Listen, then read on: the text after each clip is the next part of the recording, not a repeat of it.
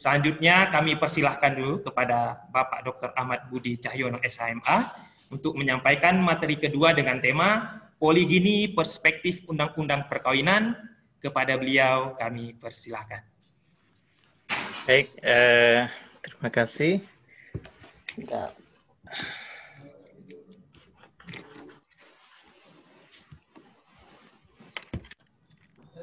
30 menit Pak ya, kita mulai ya. sekarang. Baik, Nanti 5 menit akhir saja. ya. Bu Lilis tadi pas waktunya. Pas Pak, lebih 3 menit. Ya. Berarti adil dengan waktu Pak. Betul, itu adil. Konsep adilnya. Baik, bismillahirrahmanirrahim. Assalamualaikum warahmatullahi wabarakatuh. Waalaikumsalam warahmatullahi wabarakatuh. Ya, alhamdulillahirrahmanirrahim. Ya, yang saya hormati kepada Ibu Ketua STA I, hadarin aja, ya, Ibu Ismana PSD. Dulu rumah saya kecil dekat situ, Bu. Ya nggak jauh banget sih, saya di Tanah Kusir. Rumah saya di Tanah Kusir, sama orang tua saya. SMA-nya dulu, iya. SMA 70 dulu saya SMA-nya. Teman-teman saya banyak di daerah situ. Ya, kemudian juga Bu Lilis, ya, Bu Dr. Lilis, ya, sebagai narasumber tadi yang sudah menyampaikan paparannya mengenai poligini dalam perspektif hukum Islam. Ya, kemudian juga Pak Taufik ya Ramadan sebagai moderator. Ya, pertama-tama saya mengucapkan terima kasih ya sudah diundang ya dalam acara webinar kali ini. Semoga ini memberikan manfaat dan menjadi berkah ya bagi kita semua. Ya sebenarnya saya hanya mau bicara dari segi hukum positifnya saja. Ya kalau bicara hukum positif kok ada hukum positif ya, nggak ada hukum negatif gitu. Ya satu sisi emang ya hukum itu harus positif lah ya. Kalau negatif yang dihukumi kan masalah gitu. Jadi sebenarnya hukum positif itu asalnya dari hukum ada istilah positae. Positae itu bahasa Latin ya, artinya ditetapkan. Ya, jadi kalau hukum positif itu maksudnya hukum yang ditetapkan ya oleh lembaga yang berwenang, dalam ini adalah pembuat peraturan perundang-undangan. Ya, jadi ini beda dengan hukum Islam ya yang sifatnya transcendence. Ya, itu kalau bicara hukum positif ya. Namun dalam konteks kenegaraan saat ini ya menurut saya sih tidak masalah juga kalau kita bicara tentang hukum positif sepanjang hal itu memang bersumber dan tidak bertentangan dengan ketentuan atau kaidah syariah yang ada gitu ya. Karena kalau kita bicara hukum keluarga di mana-mana itu kental kaitannya dengan ketentuan agama. Ya, jadi kalau bicara hukum keluarga itu tidak bisa dilepas dari ketentuan agama sejak zaman Romawi. Jadi sejak zaman Romawi itu bicara hukum keluarga itu kental dengan ketentuan hukum agama. Oleh karenanya kalau bicara hukum Romawi atau bicara tentang Kode Sivil Napoleon, ya termasuk misalkan bicara tentang KUH Perdata sebelum berlakunya Undang-Undang Nomor 1 Tahun 74 itu sangat kental dipengaruhi oleh ketentuan hukum agama, dalam ini adalah hukum gereja atau kanonik. Nah, memang permasalahannya adalah sampai dengan sekarang kalau kita bicara hukum keluarga, kalau bagi non-muslim itu ada ketentuannya ya, karena itu mengacu kepada hukum gereja. Tapi kalau bicara tentang hukum waris, nah ini yang repot, gitu ya.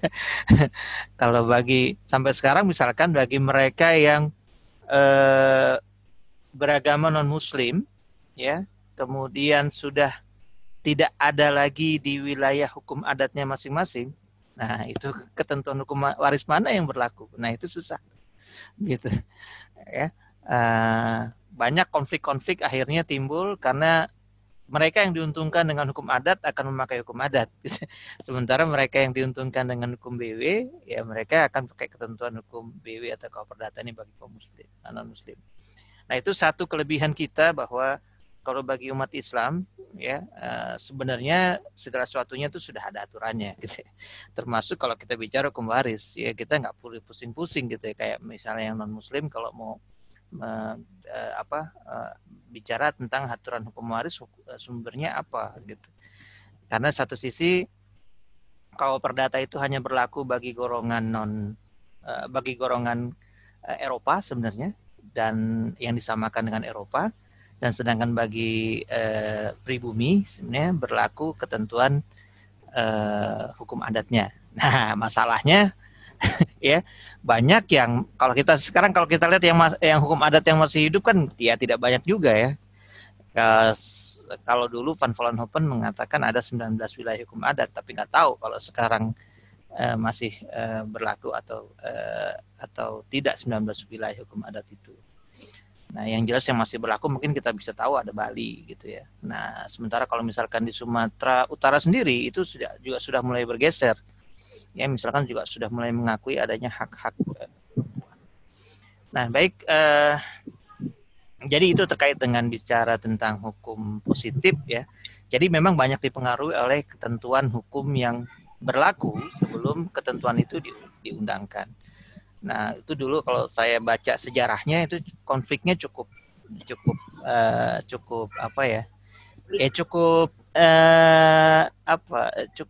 keras ya terkait dengan munculnya Undang-Undang Nomor 1 Tahun 74. Ya, jadi kalau baca sejarahnya itu konfliknya cukup keren lah.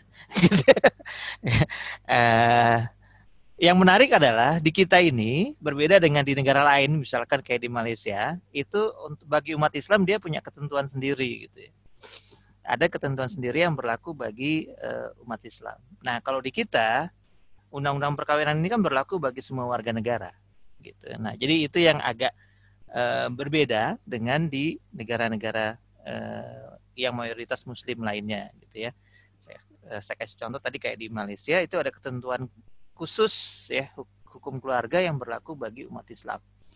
Nah itu ketentuannya berbeda bagi mereka yang non-Islam. Nah, sementara sekarang banyak orang anggapan bahwa Undang-Undang 174 itu ya produknya hukum Islam gitu ya. Padahal bukan ya. Undang-undang itu kan hukum positif, berlaku bagi semua warga negara. Jadi kalau kita bicara ketentuan tentang poliginis,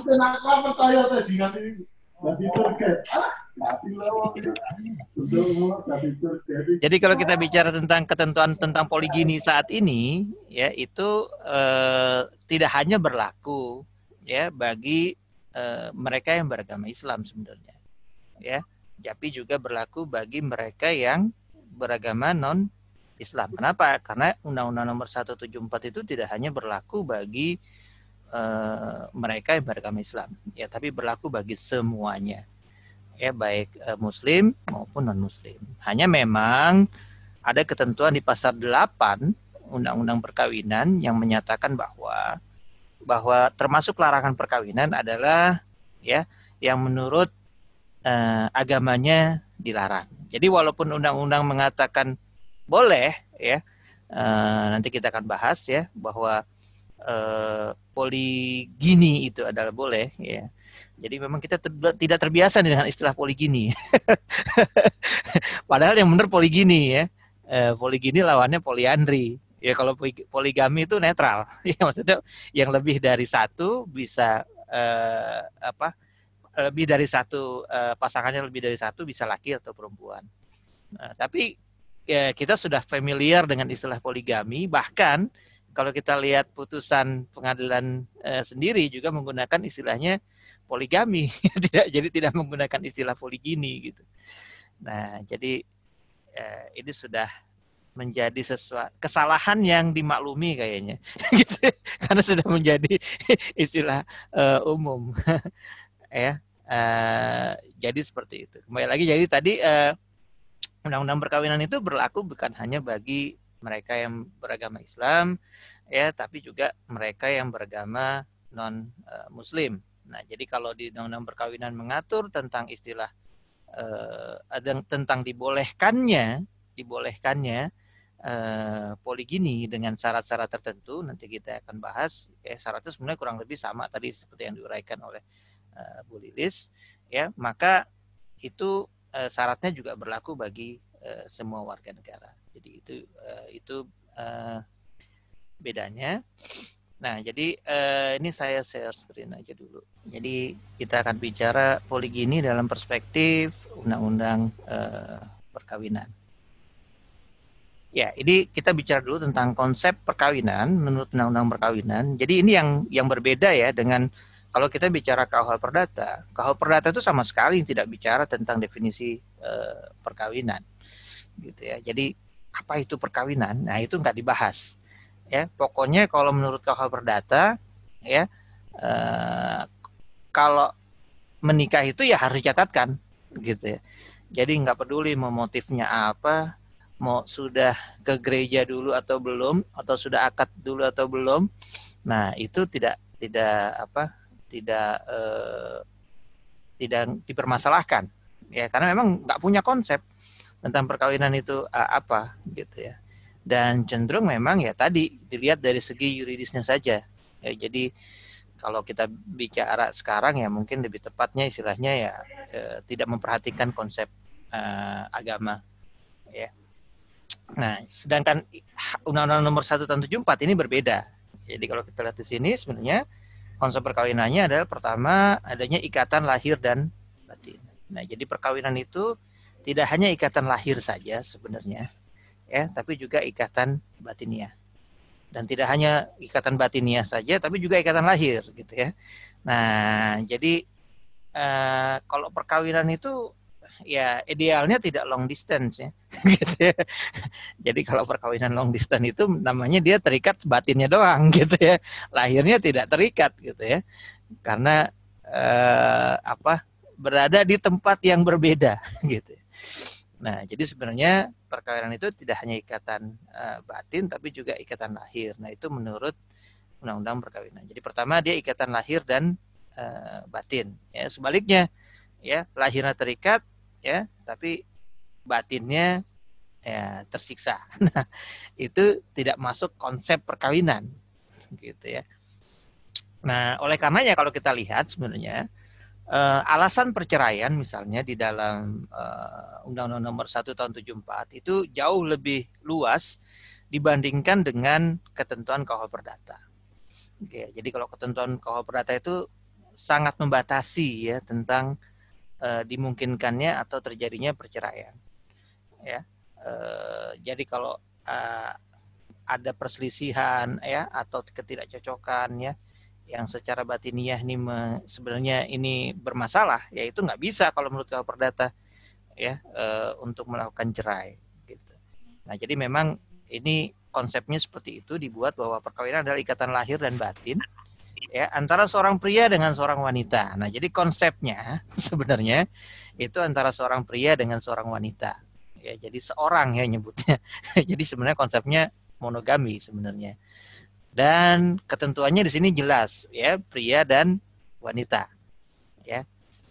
Jadi ini karena kalau di negara lain nggak ada masalah ya. Kalau kayak di Belanda gitu sekarang ya nggak ada masalah ya. Bahwa perkawinan itu antara pria dengan pria atau wanita dengan wanita ya. Itu bahkan sekarang kalau di Belanda itu boleh untuk melakukan adopsi. Nah, ini kan ngeri sekali gitu ya. Gitu. Ya, jadi the same sex itu boleh melakukan adopsi. Nah, jadi ikatan lahir batin antara seorang pria dengan seorang wanita, ya intinya ada pria dan wanita, ya ini prianya pria beneran, gitu ya. Nah, jadi kalaupun ada yang misalkan secara hukum ada yang sudah melakukan penetapan pengadilan, ya mengganti statusnya. Nah, saya kira ini tidak bisa, ya ini karena pria dan wanitanya ini memang harus diartikan secara real, ya bukan secara yuridis, secara fisik ya. Sampai dengan sekarang sih seperti itu. Ya kemudian sebagai suami istri, ya jadi sebagai suami istri dengan tujuan membentuk keluarga atau rumah tangga yang bahagia, gitu. Nah jadi kalau nggak bahagia, nah bisa ini, ya tidak terikat dalam perkawinan. Makanya tadi ada way out-nya. Nah ini nggak bisa nih kalau di ketentuan KUH Perdata dulu yang lama itu nggak bisa.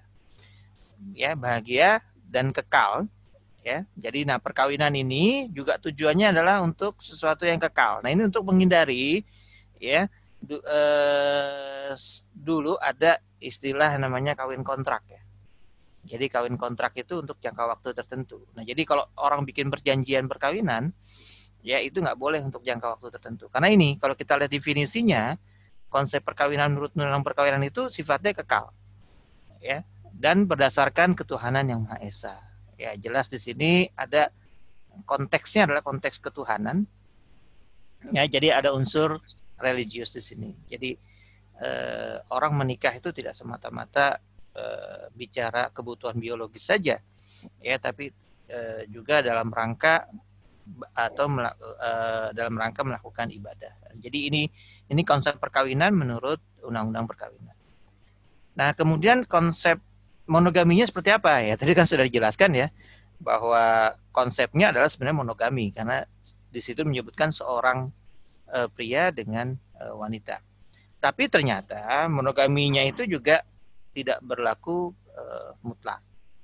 Ya, tadi kayak seperti Bu Lilis katakan ya sebenarnya boleh ya. Jadi boleh itu kan bukan dianjurkan ya. Karena ada sebagian yang menafsirkan itu dianjurkan. Ya, padahal itu boleh. Ya. Nah, konsepnya juga sama ya kalau di dalam bahkan mungkin lebih kalau dalam konteks undang-undang perkawinan itu lebih bukan sekedar boleh ya karena ada syaratnya di sini gitu ya. Jadi lebih agak sulit gitu ya. Jadi pada prinsipnya dalam suatu perkawinan seorang pria hanya boleh mempunyai seorang istri. Ya, jadi prinsipnya seperti itu. Ya, tetapi pengadilan dapat memberi izin ya kepada seorang suami untuk beristri lebih dari seorang ya apabila dikehendaki oleh pihak-pihak yang bersangkutan. Nah, jadi boleh beristri lebih dari seorang apabila dikehendaki oleh pihak-pihak yang bersangkutan. Jadi di sini perlu digarisbawahi ya, dikehendaki oleh pihak-pihak yang bersangkutan.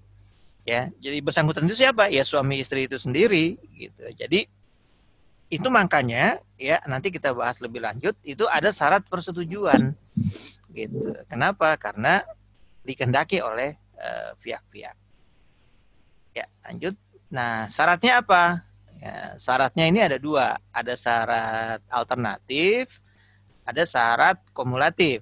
Kalau syarat alternatif ini boleh milih. Gitu. Kalau syarat alternatif itu semuanya harus dipenuhi. Ya, yang pertama adalah istri tidak dapat menjalankan kewajibannya sebagai istri. Ya, jadi walaupun syarat-syaratnya ini sepertinya terlihatnya gampang, ya, tapi dalam praktek juga nggak mudah, gitu ya. Ya, untuk bagi hakim ya, untuk menimbang tentang persyaratan ini, gitu ya. Karena kalau kita lihat misalkan tidak bisa menjalankan kewajibannya sebagai istri, sebetulnya terkadang kita perlu lihat kondisinya. Karena dalam praktek misalnya istri tidak bisa menjalankan kewajibannya sebagai istri, itu sebenarnya karena apa? Ya karena memang istri dibebani dengan kewajiban yang terlalu banyak gitu ya. Nah, pernah ada kejadian putusan misalnya di situ istri itu ya tidak bisa menjalankan kewajibannya ya karena kecapean. Gitu. Kecapean karena dia bekerja ya dan juga mengurus anak-anak. Nah, ini kan jadi harus jadi pertimbangan tersendiri ya. Jadi terkadang kalau kita lihat tidak bisa menjalankan kewajibannya itu bukan karena penuh memang perfect, hal itu tidak bisa dilaksanakan. Tapi sebenarnya ada pengaruh juga sedikit, gitu kan. Nah, kalau sampai istri tadi kecapean, gitu ya, dia bekerja mencari nafkah. Nah, terus suaminya ini ngapain gitu. Nah, kecuali kalau memang pekerjaan itu sesuatu yang ya sebenarnya sih suaminya cukup ya, cuman istrinya saja yang mungkin memang ingin berkarir di luar. Nah, itu kan hal-hal itu yang memang perlu dijadikan pertimbangan karena di lapangan itu tidak mudah juga gitu. Kalau kita bicara istri tidak dapat menjalankan kewajibannya sebagai istri, nah ini bagaimana gitu ya. Nah, kalau istri ngurus anaknya 7 gitu kan, terus nggak bisa dampingin suaminya yang kerjanya itu hampir tiap minggu keluar kota. Nah, ini kan gimana? Nah, ini juga jadi masalah juga gitu. Nah, jadi memang tidak gampang juga kalau kita bicara tentang syarat ini, ya terutama bagi hakim untuk memberikan keputusannya bahwa istri tidak dapat menjalankan kewajibannya sebagai istri. Ya terkadang konteksnya tadi ya seperti itu. Anaknya banyak, ya. Sementara suaminya pekerjaannya itu mobile, ya. Mungkin seminggu bisa 3-4 kali keluar kota gitu. Nah, masa istrinya suruh ikut terus ke luar kota. Nah, terus ikut keluar kota yang ngurus anaknya siapa nanti? Yang ngurus rumah siapa gitu. Nah, jadi itu kadang-kadang dilemanya seperti itu. Kemudian yang kedua, ya istri mendapat cacat badan, ya, atau penyakit yang tidak dapat disembuhkan. Nah, ini juga permasalahannya adalah sebenarnya kenapa dibuka kesempatan ini, ya, kalau alasan pembuat undang-undang, ya ini untuk memberikan ya sebenarnya ya jangan ya alasannya sih alasan kemanusiaan gitu ya. Jangan sampai kalau sudah nanti misalkan istri mendapat penyakit gitu kan, bukannya malah ditolongin gitu kan, malah diceraikan. Nah, ini kan jadinya repot ya. Karena kan kalau di kita itu kan ya masih banyak misalkan istri-istri itu yang tidak mandiri gitu ya. Jadi memang bergantung misalkan terkait dengan nafkah kepada suami. Nah, kalau misalkan dia mendapatkan penyakit ya, misalkan stroke ya, lumpuh dan sebagainya, nah kemudian harus diceraikan ya karena nggak boleh poligami. Nah, ini kan juga jadi masalah. Nah, sehingga pembuat undang-undang memungkinkan adanya bahwa istri mendapat cacat badan atau penyakit yang tidak dapat disembuhkan gitu ya. Nah, jadi ini penyakit yang tidak dapat disembuhkan. Nah, cuma permasalahannya jangan ditafsirkan, wah nih istrinya punya sakit jerawat nggak sembuh-sembuh nih, bisa dimasukkan ke sini. Gitu. Ya, bukan itu ya tentunya. Alasannya harus logis, objektif gitu kan. Ya, ada nih penyakit jerawat nggak sembuh-sembuh ya, atau panu nggak sembuh-sembuh. Nah, ini nggak masuk di sini maksudnya. Jadi ini penyakit-penyakit berat yang tentunya harus ditafsirkan secara objektif sehingga tidak bisa menjalankan kewajibannya sebagai istri secara normal gitu ya. Kemudian yang selanjutnya adalah istri tidak dapat melahirkan keturunan ya. Nah, ini memang kadang-kadang ini jadi masalah ya. Masalahnya adalah yang dimaksud dengan tidak melahirkan keturunan ya kan, apakah tidak bisa melahirkan keturunan itu adalah baik laki-laki maupun perempuan ya, atau tidak bisa melakukan keturunan, tidak bisa melahirkan keturunan laki-laki gitu ya. Kenapa? Karena ada masyarakat tertentu yang menarik garis keturunan dari laki-laki. Nah, waktu itu ada kasusnya seperti itu. Ya, jadi dibolehkan poligami karena memang masyarakatnya itu menarik garis keturunan laki-laki. Sehingga istri tidak dapat melahirkan keturunan walaupun sudah punya keturunan perempuan gitu ya, karena menarik garis keturunannya adalah laki-laki ya, untuk melanjutkan klannya ya, maka di daerah tertentu ya, saya tidak sebut ya daerahnya, ini riset sebenarnya udah ada ya, itu pengadilan mengizinkan gitu ya, pengadilan mengizinkan ya untuk untuk si laki-lakinya tadi berpoligini. Nah, ini juga ini mereka ini non muslim ya. Jadi non muslim. Jadi tadi saya jelaskan bahwa undang-undang ini tidak hanya berlaku bagi muslim saja, tapi juga bagi non muslim. Ya, kadang-kadang kita berpikiran wah ini undang-undangnya nih versusnya umat Islam. Padahal tidak begitu juga. Ya, contohnya ini tadi ya, di daerah tertentu itu dibolehkan berpoligini karena istrinya tidak bisa melahirkan ya, atau tidak melahirkan anak laki-laki. Nah, jadi seperti itu. Nah, kemudian lanjut ini syarat kumulatifnya ya. Syarat kumulatifnya adanya persetujuan istri atau istri-istri ya. Jadi persetujuannya tidak hanya istri ya. Kalau untuk menikah yang ketiga kali ya, maka lobinya lebih gede tuh ya, karena yang di lobi bukan istri yang pertama doang gitu ya.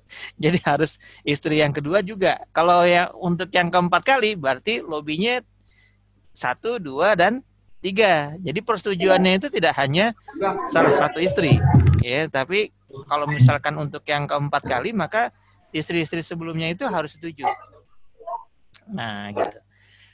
Nah, kalau kita lihat di PP-nya, ya persetujuan itu ya tetap harus dinyatakan walaupun ada tertulis juga sebenarnya. Nah, cuman umumnya hakim akan meminta istri untuk hadir di persidangan, ya, untuk meyakinkan hakim bahwa memang istrinya itu telah memberikan persetujuan. Kecuali kalau memang istri tidak mungkin, ya, untuk memberikan persetujuan, ya. Jadi persetujuan itu tidak diperlukan kalau di sini, ya, karena memang tidak mungkin dimintakan persetujuannya, ya. Jadi dan tidak dapat menjadi pihak dalam perjanjian. Ini dan, ya, bukan atau. Jadi yang dimaksud tidak mungkin ini bukan berarti bukan dia tidak setuju, gitu, ya. Ya, jadi tidak mungkin ini bukan dia tidak setuju. Ya, tadi tidak mungkin ini maksudnya misalkan dia tidak cakap, ya, melakukan perbuatan hukum, misalkan ditaruh di bawah pengampuan, sehingga tidak mungkin untuk memberikan persetujuannya, ya, stres dan lain sebagainya, gitu, ya, sehingga ya, tidak mungkin, ya, karena dianggap tidak cakap. Nah, kemudian tidak ada kabar kurang-kurangnya 2 tahun, ya, atau karena sebab lainnya. Jadi ini menghilang, ya. Selama 2 tahun, ya, jadi ya nggak mungkin untuk dimintakan persetujuannya. Nah, yang jadi masalah ini atau sebab lainnya, nah ini memberikan diskresi yang besar sebenarnya kepada hakim, ya, sebab lainnya ini apa. Baik, selanjutnya ada kepastian bahwa suami mampu menjamin keperluan hidup istri-istri dan anak-anak mereka. Nah, ini juga sifatnya kan relatif, ya, gitu, nggak ada standarnya, gitu. Yang jadi masalah juga kadang-kadang pernah ada juga putusan, ya dianggap mampu karena ternyata calon istri keduanya ini juga bekerja, gitu, ya, misalkan sebagai pedagang. Sehingga sebenarnya penghasilannya bukan hanya dihitung dari penghasilan si suaminya saja, gitu, ya. Si calon istrinya ini juga karena dia punya kemampuan, ya, sehingga jadi nggak ada masalah, gitu. Nah, jadi adanya kepastian bahwa suami mampu menjamin keperluan hidup istri-istri dan anak-anak mereka. Nah, kemudian ini yang agak sulit, ya. Adanya jaminan bahwa suami akan berlaku adil terhadap istri-istri dan anak-anak mereka. Nah, ini kan susah, ya. Kalau jaminan uang, ya, kalau nggak dipenuhi bisa dieksekusi. Nah, kalau dia tidak berlaku adil ini, ya paling nanti ya digugat, ya, gitu, ya. Digugat. Tapi kan ini jadinya repot malah jadinya. Kalau digugat kan bercerai malah jadi berpisah, gitu, ya. Nah, ini jadi memang biasanya prakteknya jaminan ini ya hanya dimintakan surat pernyataan saja bahwa akan mampu berlaku adil, gitu kan. Nah, permasalahannya di lapangannya kan ya susah juga, ya. Kayak tadi kan adil itu kan tidak sama, ya. Gitu, ya. Ya, kayak tadi Bu Lilis menyatakan ada perbedaan misalkan antara janda dengan gadis, gitu, ya, dalam hal kunjungan misalnya. Nah, itu kan makanya adil tidak selalu sama. Nah, konsep adil yang seperti apa ini kan memang tidak ada patokannya, ya. Harus begini harus begitu, karena adil itu intinya sebenarnya proporsional. Nah, kemudian kalau dalam hukum Islam sama juga sih sebetulnya pengaturannya hampir mirip dengan Undang-Undang Nomor 174, ya, bahwa beristri lebih dari 1 orang pada waktu bersamaan terbatas hanya sampai 4 orang istri. Jadi dimungkinkan untuk poligami menurut kompilasi hukum Islam, ya, hanya terbatas sampai dengan 4. Ya, syaratnya sama, harus mampu berlaku adil, ya. Kemudian apabila syarat utama tidak mungkin dipenuhi, suami dilarang untuk beristri lebih dari seorang. Jadi syarat utamanya itu adil. Kemudian pasal 56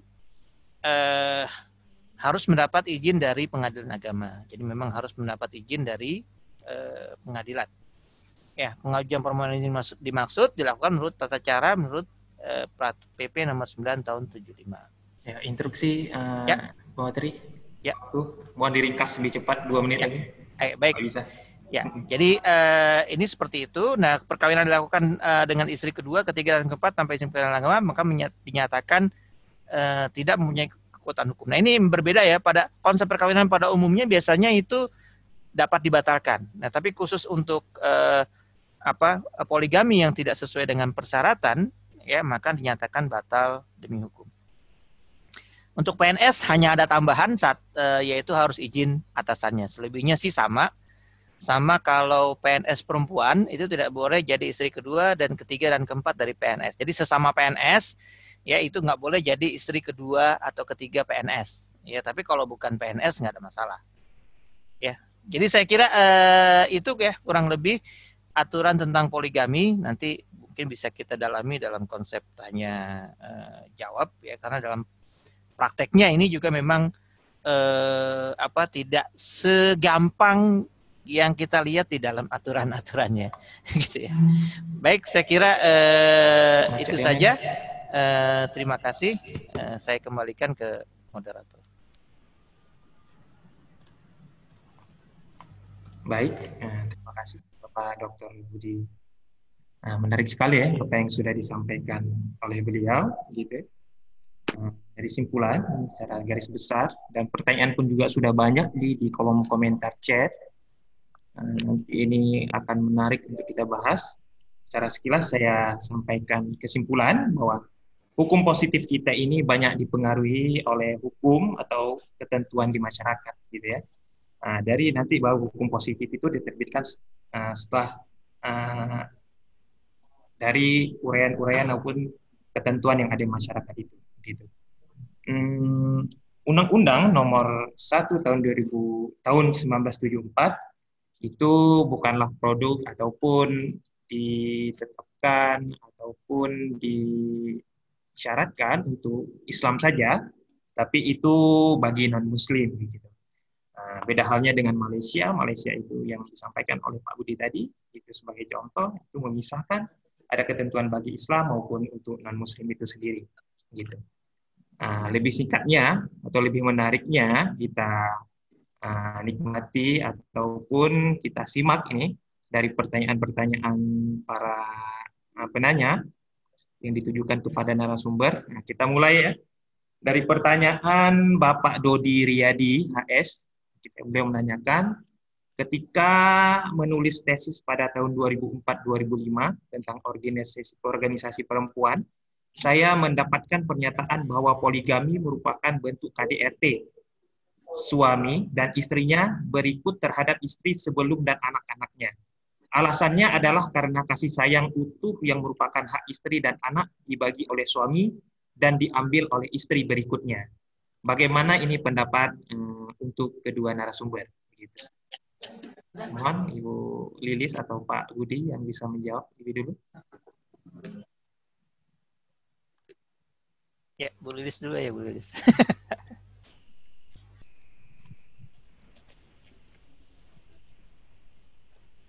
Di unmute dulu Bu Lilis.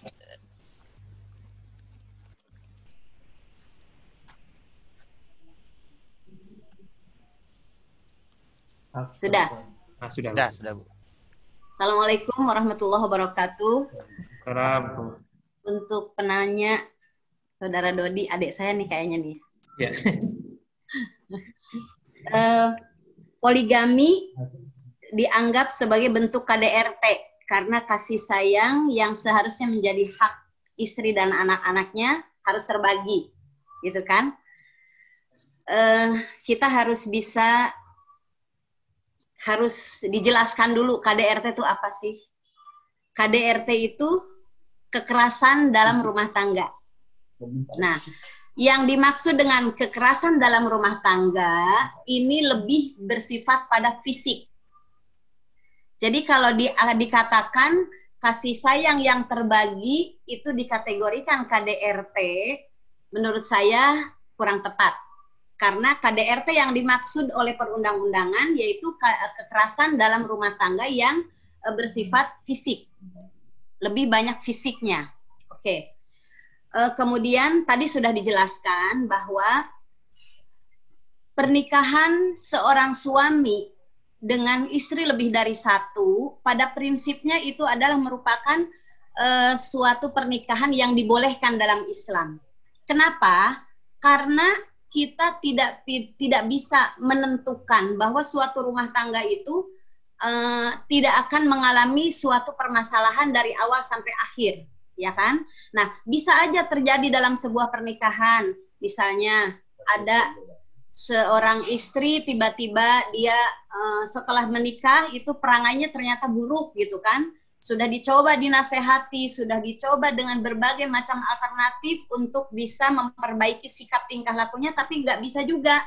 Nah, ini mungkin salah satu sebab yang bisa dijadikan alasan kenapa seorang suami boleh melakukan pernikahan berikutnya, gitu kan? Nah, kalau kita lihat, kalau kita bicara KDRT, pernikahan yang satu suami satu istri saja itu banyak yang mengalami hal-hal negatif, pertengkaran tiap hari dan seterusnya. Jadi mohon maaf, saya kira kita tidak bisa mengatakan bahwa perkawinan poligini itu menjadi bentuk KDRT dalam sebuah rumah tangga. Mungkin dari saya segitu. Karena satu istri satu suami pun KDRT justru lebih banyak terjadi. Oke, terima kasih. Silakan Dokter. Ya, baik, Bu Lilis. Ya, baik ya, kekerasan dalam rumah tangga. Ya, memang ini suatu isu yang mengemuka ya belakangan ini ya, bahkan sampai dengan waktu itu sempat ada usulan untuk merubah ya Undang-Undang Nomor 1 tahun 74. Nah, tentunya kalau kita bicara kembali lagi tadi ya, kalau kita bicara ketentuan tentang hukum perkawinan, sebenarnya ya itu tidak boleh dilepaskan dari ketentuan hukum agama yang ada, gitu ya. Kenapa? Karena memang itu syarat ya dengan ketentuan-ketentuan agama. Kenapa? Karena menikah itu kan memang untuk melakukan ibadah ya, tadi kembali lagi ke sana. Nah, jadi memang nggak bisa dilepaskan dari konsep itu ya, dengan alasan misalkan itu potensi untuk dengan alasan misalkan ada potensi untuk KDRT, kemudian itu menjadi diharamkan misalnya. Nah, saya kira itu nggak bijak juga ya, karena memang kalau kita bicara ketentuan hukum itu kan memang banyak faktornya. Ya, banyak faktor. Nah, banyak faktor yang mempengaruhi. Oleh karenanya memang dalam umumnya ya, kalau saya pelajari misalkan putusan-putusan pengadilan agama terkait dengan permohonan poligami, ya, jadi kalau walaupun judulnya permohonan, tapi perkaranya itu sifatnya contentious ya. Jadi ada istri yang diposisikan sebagai termohon dan judulnya juga putusan, jadinya bukan penetapan. Ya, karena ada dua pihak. Nah, jadi kalau kita lihat dikaitkan dengan hal ini, sebenarnya banyak pertimbangannya itu lebih mengacu kepada kaidah fikih, yaitu lebih baik menghindari mudarat ya daripada mengambil manfaat. Ya, jadi itu banyak pertimbangannya seperti itu. Jadi memang kadang-kadang kita tidak selalu dihadapkan pada posisi baik dan buruk gitu. Ya kan, hidup ini terkadang tidak selalu dihadapkan pada posisi baik dan buruk. Terkadang hidup ini kita dihadapkan pada posisi ada dua keburukan. Nah, kita harus mengambil yang paling minimal, gitu ya. Jadi tadi ya, kalau kita bicara kenapa poligini itu masih ada, ya, walaupun ada ya tadi ya, memang kan ada yang tidak suka ya, misalkan diduakan dan sebagainya. Nah, tadi kembali lagi ya, kita kadang-kadang tidak berhadapan pada posisi antara baik dan buruk gitu. Seringkali kita dihadapkan justru pada posisi antara keburukan yang satu dengan keburukan yang lain. Kita suruh milih nih gitu. Tentunya kalau kita suruh milih, kita kan memilih keburukan yang paling minimal gitu ya. Itu yang banyak akhirnya meninggalkan keputusan poligini ini pada diskresi hakim. Kalau kita lihat di ketentuan di kompilasi hukum Islam sendiri, itu juga dijelaskan di situ ya, bahwa ya hakim punya diskresi di pasal 59 itu ya, dalam hal si istri tidak setuju ya, tetap dia punya diskresi. Karena tadi pertimbangannya banyak ya kalau kita bicara tentang masalah poligini ini. Antara lain adalah misalkan tentang status anak gitu kan. Nah, kalau misalkan karena beberapa kasus itu permohonan poligini itu terjadi karena sebenarnya si suami ini sudah menikah siri gitu ya dengan istri keduanya gitu ya. Iya, sudah punya anak bahkan gitu ya. Sudah menikah siri, sudah punya anak. Nah, sehingga